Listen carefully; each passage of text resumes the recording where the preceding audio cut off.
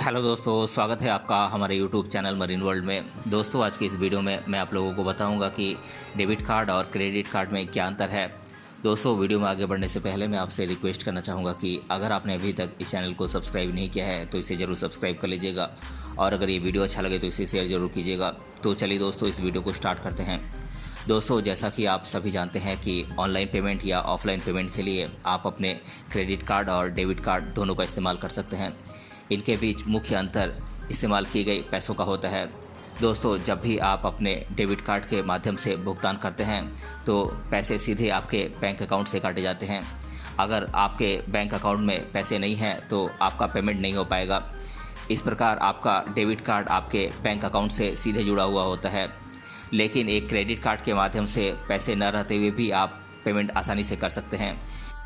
यह धनराशि बैंक द्वारा एक क्रेडिट लिमिट के रूप में दी जाती है। आप अपने क्रेडिट लिमिट के भीतर इस धनराशि का इस्तेमाल आसानी से कर सकते हैं।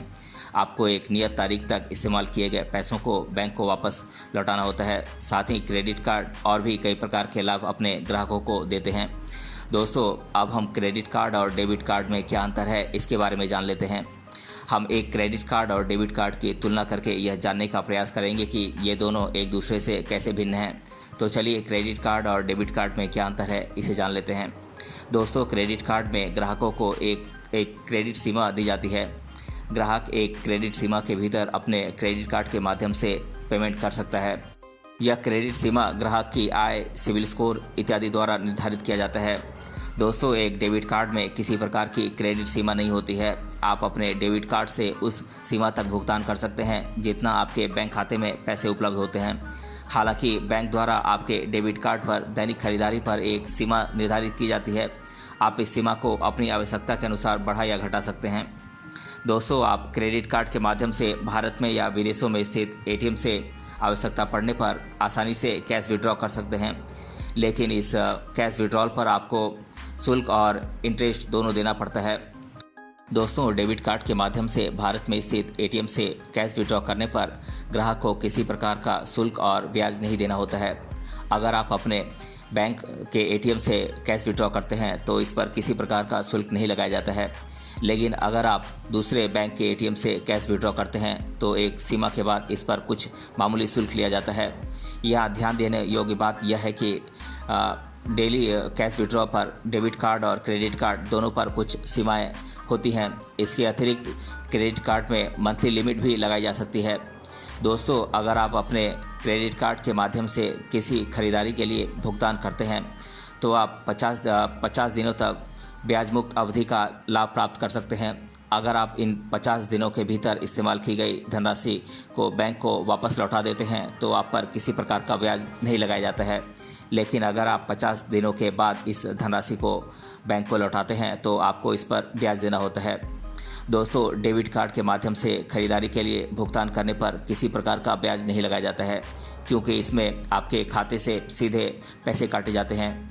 इसीलिए आपको इस्तेमाल की गई पैसों पर किसी प्रकार का ब्याज देने की ज़रूरत नहीं है।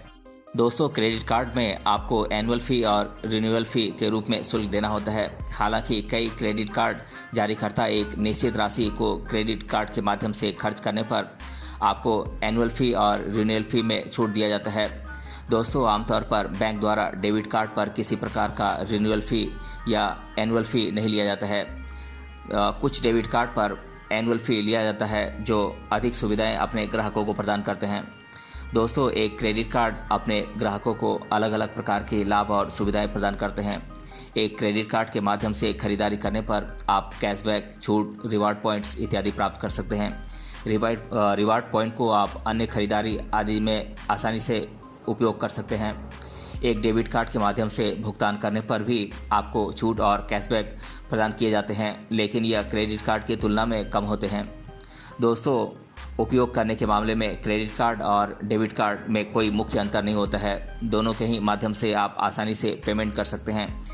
हालांकि कुछ मामलों में क्रेडिट कार्ड आपको अधिक सुविधाएं प्रदान करता है, जैसे कि आप अपने क्रेडिट कार्ड के माध्यम से विदेशों में स्थित एटीएम से भी कैश विड्रॉ कर सकते हैं, या आप अपने डेबिट कार्ड के माध्यम से नहीं कर सकते हैं।